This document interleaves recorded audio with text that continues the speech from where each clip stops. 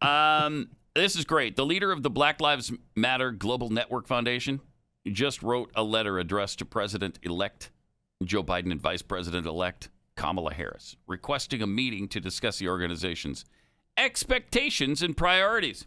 Uh-oh. BLM co-founder and executive director Patrisse Cullors. Ugh.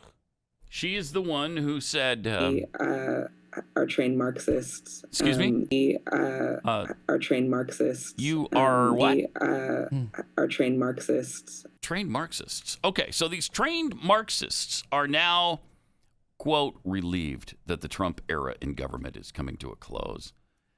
They're relieved, of course, to be getting rid of those historic lows in unemployment.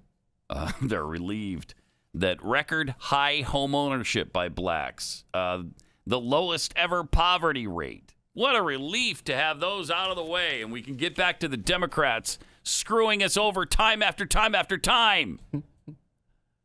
So these trained Marxists are celebrating the electoral demise, supposedly, of Donald Trump, and they also are aware that his political exit does not ensure an end to the intolerable conditions faced by black people in America.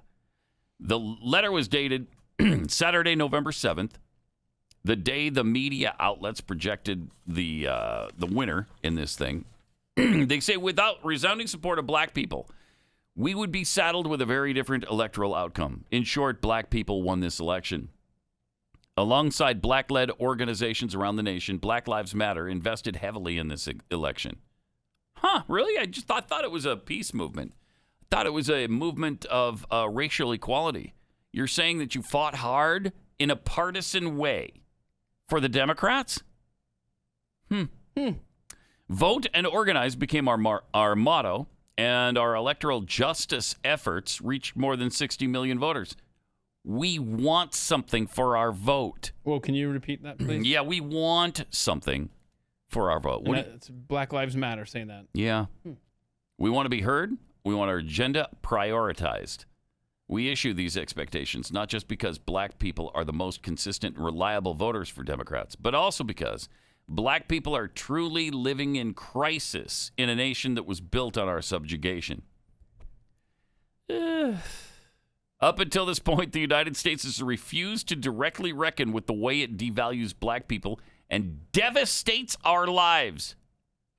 This cannot continue. Black people can neither afford to live through the vitriol of a Trump-like presidency.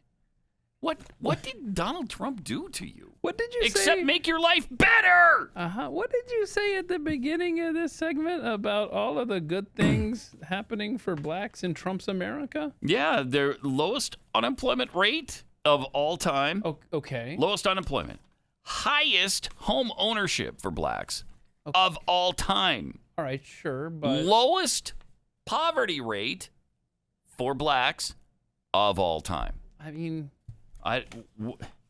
How is that intolerable? And yet they're still victims of Donald Trump. Huh. And the vitriol. They can't live through the vitriol of a Trump-like presidency, nor through the indifference of a Democrat-controlled government that refuses to wrestle with its most egregious and damnable shame. Why do you keep voting for them then? We literally don't live in the same universe. No, I know. It's true. How do you come together with people who believe this way? Cullors ended the message by referencing Biden and Harris's records, both of whom previously supported tough-on-crime policies, right, that have been blamed for contributing to the mass incarceration of black people. And yet, once again, they just blindly went down the Democrat road. We're just blindly following Joe Biden down that road, who has never done a thing for blacks. Not one thing in 47 years of service. That is incredible. That's incredible. Except perpetrate some of the stereotypes. Like they're not clean. They're not well-spoken. They're not articulate. Articulate and well-spoken kind of mean the same thing. But they're not good-looking. Ironic. Let's just say, let's see what he had to say about black people. I mean, you got the first sort of mainstream. Okay, they're not mainstream. Until Barack Obama, they weren't mainstream. Who was articulate and Weren't articulate. bright Bright. They're not bright. and clean. And clean. Nice-looking guy. And nice-looking guys. There's just no nice-looking black guys. I mean, that's a storybook, man. Yeah. But to have somebody like that, that's a storybook, man, because that just doesn't happen, right? Isn't that what he's saying here?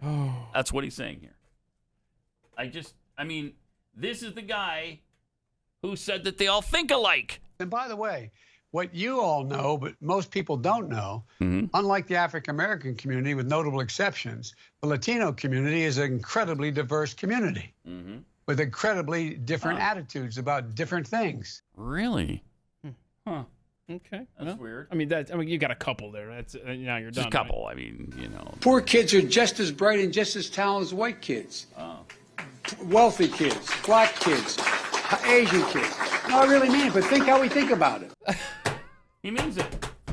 He really means it. Think about it. Okay, but you got a couple of isolated incidences, and then, your hateful conservative bent, you're going to pick those out, You're cherry picking Joe Biden lines over his career. There's so few. So if you have a problem figuring out whether you're for me or Trump, then you ain't black. And you ain't black. Okay, I give up. I don't really have anything. There's more, too. I mean, there's this crime bill.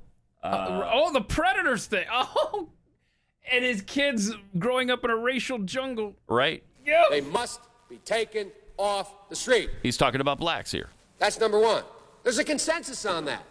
Unless we do something about that cadre of young people, tens of thousands of them, born out of wedlock, that aren't without bright, without supervision, they're not clean, without any structure, without any conscience developing, because they literally, I yield myself 3 more minutes.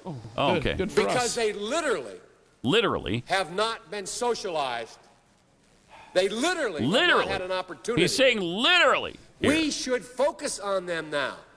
If we don't, then what happens? They will, or a portion of them will, become the predators 15 years from now. Jeez. So, congratulations, Patrice Cullors. There's your man. There's your guy who is going to lead you to the promised land. He's going to do so many great things for black people because, wow, what a track record he has with that minority group. Good luck. How does it happen? And there was some pushback against that this time in the black community. There was some pushback. And I thought for a minute that there was going to be, a pretty significant change, but apparently not at the polls. I don't know where that vote ended up. Have you seen where the black vote ended up? I know black men did drift a little bit toward Trump, but black women not so much. Dang. Yeah. So, there you go. And what was another BLM thing is going to be to defund police, right? In cities across America. So that's going to be fun. That's really fun. And in Minneapolis, where they were the first to really push that. And the city council said, no, we're defunding you. We're tired of you guys. We don't want you around. Minneapolis has such a spike in crime right now, and they've gotten rid of too many police officers who have quit or been fired or have been furloughed because there's no money anymore. They have to outsource their police work to other jurisdictions now to try to combat the crime overload in Minneapolis, St. Paul. Is that amazing? Who could have seen that coming? Who could have seen it coming? I mean, you can't know everything that's going to happen. It's really true. All right, join us tomorrow for more on trivia.